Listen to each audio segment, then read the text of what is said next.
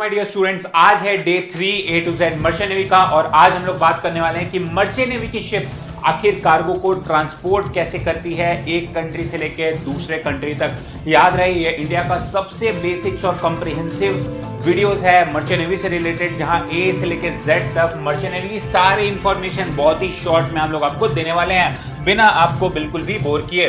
तो अब टॉपिक आता है कि एक 300 मीटर लंबा शिप, इतनी बड़ी शिप है, वो आखिर कार्गो को ट्रांसपोर्ट कैसे करती है एक कंट्री से दूसरे कंट्री तक। तो ये बहुत ही सिंपल लैंग्वेज में हम लोग समझते हैं। देखो, सबसे बड़ा बात, इतनी मैसिव शिप है, अलग अलग लाइक ओशंस के थ्रू प्रॉपर जाती है, उसके बाद प्रॉपर वॉयज करती है। तो ये आखिर अपने डेस्टिनेशन तक पहुंचती क्या है, क्या प्रोसेस होता है, छोटा सा आपको जानना काफी जरूरी है, बिकॉज इंटरव्यूज में काफी बार आपसे कुछ भी पूछा जा सकता है। फॉर एग्जाम्पल, मान लो सऊदी अरेबिया से चाइना में कोई शिप जा रही है क्रूड ऑयल लेके, ठीक है। क्रूड ऑयल का एक एग्जांपल लेके चलते हैं, ओके। अब देखो, सबसे पहले ऑयल प्रोडक्शन होगा सऊदी अरेबिया में, ठीक है। सबसे पहले सामान प्रोड्यूस होगा, उसके बाद क्रूड ऑयल लोड होगा।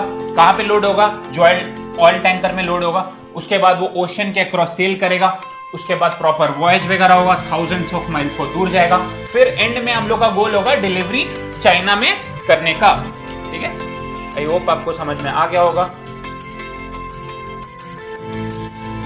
अब क्वेश्चन ये है कि लोडिंग कैसे होता है कार्गो का। सबसे पहले देखो, कार्गो का लोडिंग के समय ऑयल टर्मिनल होता है, ठीक है। और ऑयल टर्मिनल से फिर कहां पे जाता है? पाइपिंग सिस्टम से ये सब कनेक्टेड रहता है। पाइपिंग सिस्टम के थ्रू ऑयल टैंकर में जो भी आपको ऑयल वगैरह रहता है वो जाता है और लोडिंग आर्म्स होता है इन ऑपरेशन। तो ये आपका प्रॉपर प्रोसेस रहता है लाइक कार्गो को लोड करने का। आई होप आपको समझ में आ रहा होगा सब चीज।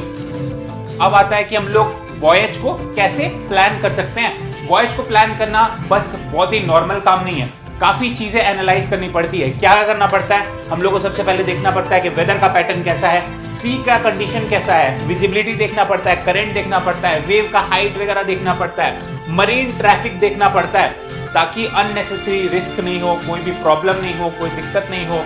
और फ्यूल कंजम्पशन कैलकुलेट करना पड़ता है।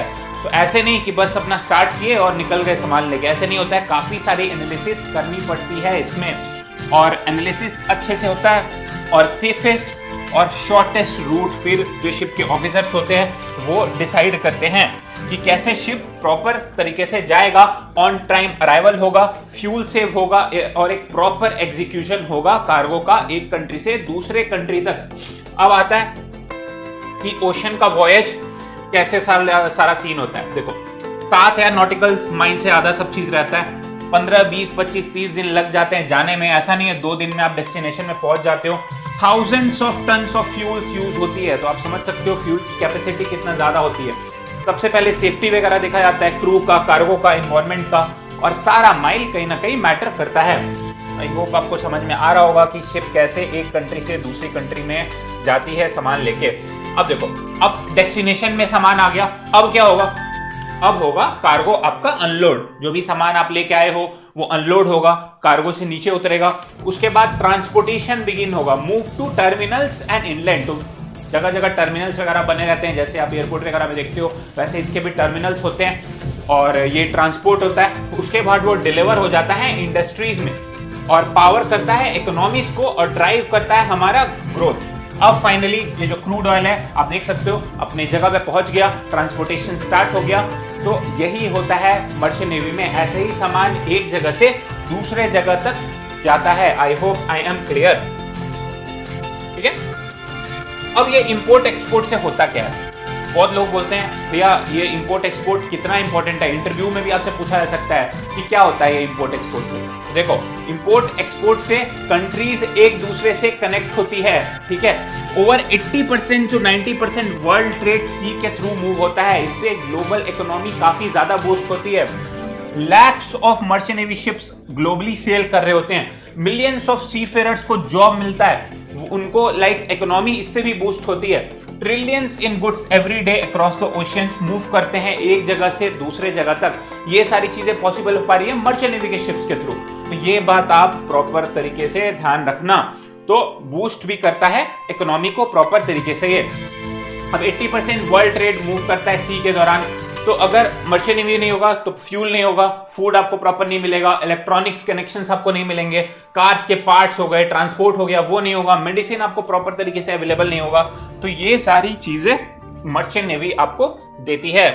ठीक है, अब ये सारी चीजें समझ गए आप कि कैसे शिप एक कंट्री से दूसरे कंट्री में जाती है, कार्गो लोड कैसे होता है, अनलोड कैसे होता है, क्या चीजें कैसे होती है। अब ये शिप को प्रॉपर तरीके से चलाता कौन है? कैप्टन चलाता है, चीफ इंजीनियर चलाता है, कौन चलाता है, क्या रिस्पॉन्सिबिलिटी होती है, क्या सैलरीज वगैरह रहती है, क्या रिस्पॉन्सिबिलिटीज रहती है, क्या रिस्क रहती है, मैं ए से लेकर जेड तक आपको सब बताने वाला हूं, पर डे 4 में बताने वाला हूं। बिकॉज मैंने आपको बताया था वीडियोस हम लोग प्रॉपर शॉर्ट रखेंगे, ज्यादा चीजें कॉम्प्लिकेटेड नहीं करेंगे। अगर आपको ये वीडियो अच्छी लगी तो सब्सक्राइब करके जाना, बेल आइकन को हिट करके जाना और अपने फ्रेंड्स के साथ शेयर कर देना जिनको नॉलेज नहीं है, वो इस फील्ड के बारे में नहीं जानते, इंटर करने वाले हैं। ये वीडियोस उन्हीं के लिए है जिनको एकदम आइडिया नहीं है, उस फील्ड को इंटर कर रहे हैं, मर्चेंट नेवी को। इसके अलावा अगर आपको और कोई भी डाउट है तो आप डिस्क्रिप्शन बॉक्स में जा सकते हो, डिस्क्रिप्शन बॉक्स में क्वेरी फॉर्म की लिंक दी हुई होगी, उसको आप फिल करोगे तो हमारी टीम आपको रीच आउट करेगी 24 आवर्स के अंदर और आपको प्रॉपर तरीके से गाइड करेगी। Thank you for watching and stay tuned.